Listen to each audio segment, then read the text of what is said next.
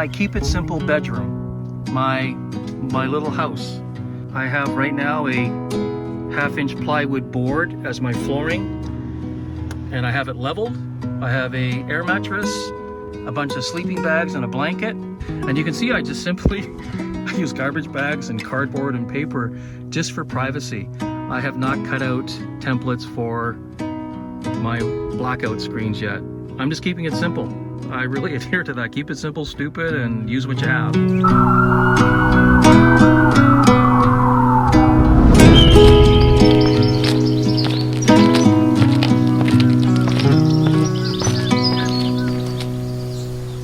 Because of the pandemic restrictions, I have been urban camping and urban hiking and just been enjoying the sweet life. It's different urban camping. I've always pictured myself being out in the wilderness somewhere up north in Ontario, or traveling across the province, and maybe someday go down to the United States and meet some of the first responders and war veterans that I've communicated with on my YouTube site. And I think everyone who tries to maintain a positive outlook on life is just learning to overcome and adapt to this new normal. And as cliche as that sounds, it's now part of history. It's now part of who we are, and what we're all about. I haven't had time to, well, I shouldn't say I haven't had time. I have not cut out templates for my windows. Even though I have cardboard and all the material to do cutouts, I have simply stuck it on with duct tape and masking tape on the windows for privacy. And it's worked fine. I have a little headlamp and a little portable flex light that I use for reading. And because I'm parked on the driveway or on the street of family and friends' homes, I usually have access to Wi-Fi. So I get to watch YouTube or Netflix or listen to my audiobooks. Being in the vehicle has allowed me to just be part of nature. I stay in the vehicle basically to sleep. And when I'm not sleeping in here, I'm out and about. I'm either walking or hiking. And that's a good thing. That was part of my plan, part of my PTSD healing self-care plan. So I just want to say to you, regardless if you're a first responder or war veteran or an everyday hero, or you have PTSD and you're thinking about van life, SUV life, overlanding, car camping, boondocking, if it's in here and it ends up going here, then try it for a night. Try it for a weekend. Use what you have. Get in your truck, get in your car. Now that the weather has changed, even in Ontario, it went down to 0 Celsius, which is, I don't know what that is in Fahrenheit. I'll pop it up on the screen if I remember. And there was a wind chill factor. But inside this vehicle, I have blankets and sleeping bags, and I wore my coat and my hiking gear. Like when I was doing my long distance hiking, I just layered up and I was fine. And I slept great.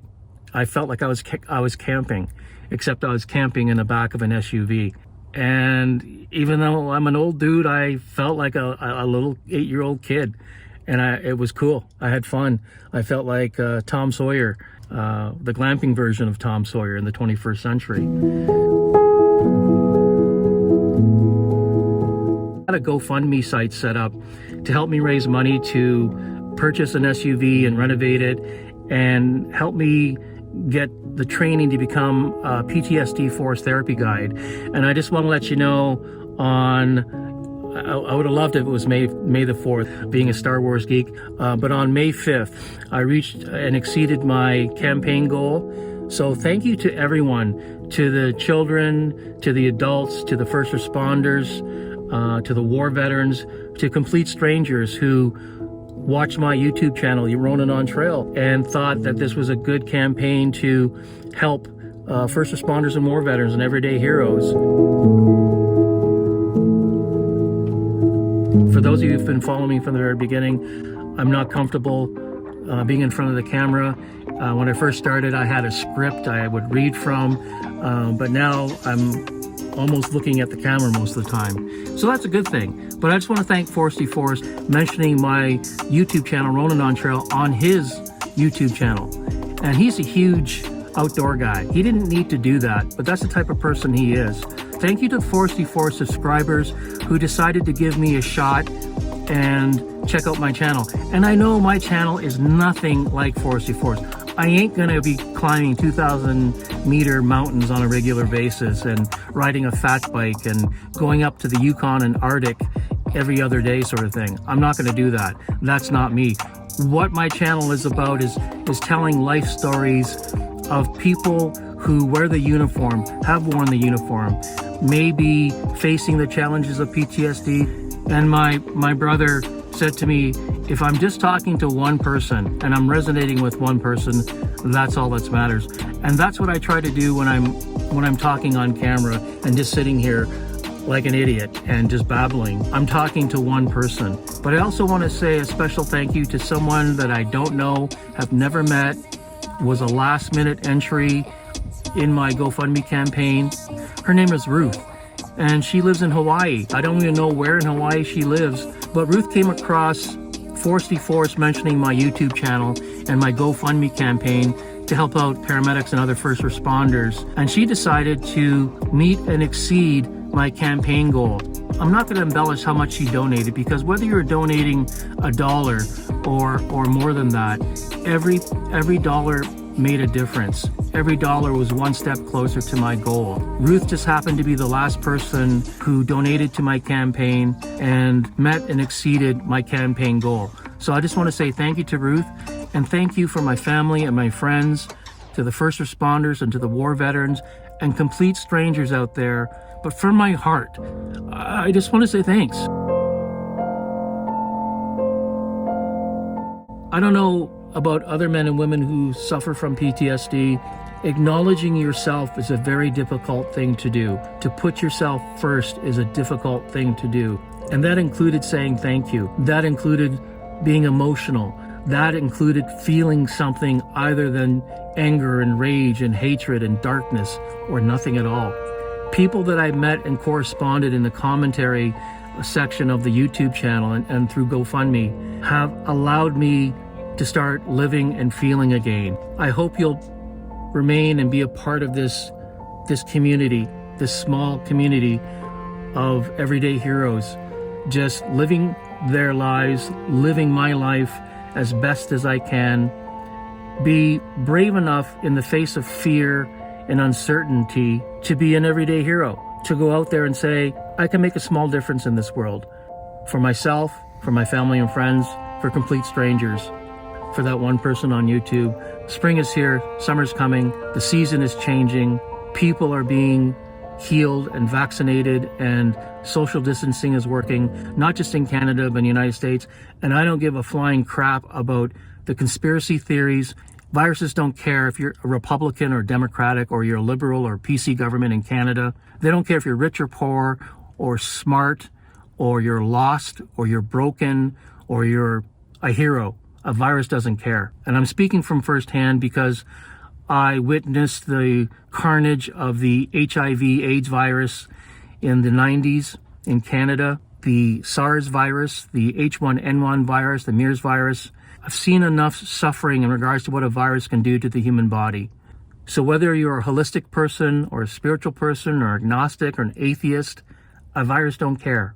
So please, if you don't want to get a vaccine for yourself, there has to be people in life that you care about and you love, especially the elderly and the people that are immune depressed. Please consider getting a vaccine. And for those people who are saying, we rushed the vaccine, they don't have enough evidence. The coronavirus has been around for a long, long time. And the epidemiologists like Dr. Osterholm and Dr. Fauci know what they're talking about. And they foretold through science and mathematics and data that a big virus is going to happen. And it's happened. We have to trust our gifts and our abilities and our intelligence and the humankind aspect of who we are. I'm not speaking because I have PTSD and as a former paramedic, but I am speaking from life experience in regards to be directly involved with viruses and death and suffering. If you are going to research what a vaccine does, talk to people that don't invest all their time in the internet. Armchair quarterbacks for science for healing, for vaccines, for faith. It don't work. It has never worked. If you're going to do something remarkable, then do something that matters, that's based on science and evidence and knowledge and wisdom from people that know what they're talking about. Not from Fox News, not from CNN, not from CBC, not from social media platforms like YouTube and Facebook and Instagram and TikTok. Dr. Osterholm, he has a book called The Deadliest Enemy. Read it. He gives a very sincere and transparent view on what viruses do. He doesn't pull any punches. He uses evidence-based science. I hope something I said resonates with those people who are naysayers and who are the atheists and agnostics against the reality of what a virus does. My friend Peter John is a paramedic in Toronto who is well respected by other paramedics, firefighters, police officers, and healthcare workers. And he just attended to and tried to save a life of a young man who was 50 or 51, and he tested positive for the coronavirus, and within a day and a half he died. And I don't know if it was from the UK or what variant strain it was. It doesn't matter. This man had no medical history, no provocation to compromise his immune system, and he died of the coronavirus. And I asked John flat out, what do you want to say to the people that do not believe that this virus is real? And Peter John said to me, I would welcome them to join me for one shift, one 12-hour shift on the ambulance, and see what he sees, feel what he feels, and to witness what is actually happening out there. To see the paramedics and the police officers and the firefighters and the nurses and doctors risking their lives every day for complete strangers, for people who are laughing at social distancing and wearing a mask and vaccines. They are risking their lives for you, so that you have the right to say, this doesn't exist, it's not happening, it's a conspiracy. Peter John is a real human being, a family man, a God-fearing man. He's a brother to me. I can't imagine what he has to go through every single day, dealing with gunshot wounds and stabbings and homicides and domestic violence and suicides and the coronavirus and the coronavirus variant. And then turn around and have a complete stranger say to him, this is bullshit, this is overkill, this is a conspiracy. It breaks John's heart because he's willing to put his life on the line for a person like you who has the right in the free world countries like Canada and the United States to say that to him, to his face. But because he's a professional, he's a paramedic veteran, and he's a good man, he turns the other cheek and he does what he needs to do to take away your suffering, alleviate your pain, to try to save your life. And if he can't save your life, he will sit there and hold your hand so that you don't die alone. That's the type of man he is. And that's why I got vaccinated. And that's why I wear a mask. And that's why I social distance. I see this as a war on the human race, not on certain individuals from certain continents and countries, not certain analytics of social economic demographics. The people in my life who are my heroes are going out there every single day and risking their life for you. So the least you can do is when you see someone in uniform, say thank you. And if you can't say thank you, don't say anything, because you don't know how hard it is, how difficult it is, how wounding it is to watch someone suffer, to watch someone in pain, to do your very best to save their lives, and failing at it, and eating that, and owning that, and going home and living with that, going home to your family and friends, talking to strangers, and hearing them talk about nonsense they don't know anything about, and their only evidence, their only knowledge and the wisdom is garnered from the internet. Life experience for me has been the greatest wisdom, and some of my greatest wisdoms has come from the greatest of failures. And that includes watching someone die and knowing there's nothing I could do when I was a paramedic. And for a while, I didn't know how to handle that. And maybe that's why I got PTSD, or part of my PTSD. But now, years later, it's just part of my metal and part of my armor to have a little bit of courage to sit in front of this camera and talk to somebody and hope that I'm reaching one person. So for the heroes and the hobos and the horrible people out there, those who wear the uniform are there for all of you. So make an intelligent decision based on the best ability to garner knowledge and wisdom, and then decide whether you want to get vaccinated or not, or social distance or not, or wear a mask or not. That's the value of being a human being and the freedom of speech. And that's one of the main reasons why I started this YouTube channel and my GoFundMe campaign. So I can continue this mission of going out there and hiking and walking and going on a journey of adventures and seeing what's out there. And not everything that I see and hear I'm going to appreciate or like or enjoy, but that's life. And you get to decide how that rolls out in your world simply by turning on or turning off what you read or hear, share with a family, friend, or a complete stranger. You get to decide. But if you are going to decide on something as important as this world war on the human race, give it your best shot. And maybe that best shot is getting vaccinated.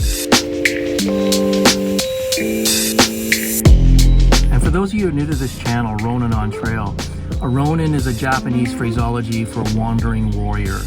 So anyone who decides to be a Ronin on Trail, I see you as a wandering warrior on your own quest. And to me, a quest is seeking a noble cause. So whatever your noble cause is, I support you. I believe in you. If you're looking at minimizing your life, simplifying your life, going on an adventure, meeting people that are extraordinary and amazing and have life amazing stories to tell, and it's in your mind and heart, and you're considering van life, car life, overlanding, I challenge you, and let me know in the comments, and I will encourage you, and others will encourage you to do it for a night, do it for a weekend. And it's not for everybody, but it's a great way of going on a life adventure. And for those of you with a bucket list, it's a pretty cool way of filling up that bucket.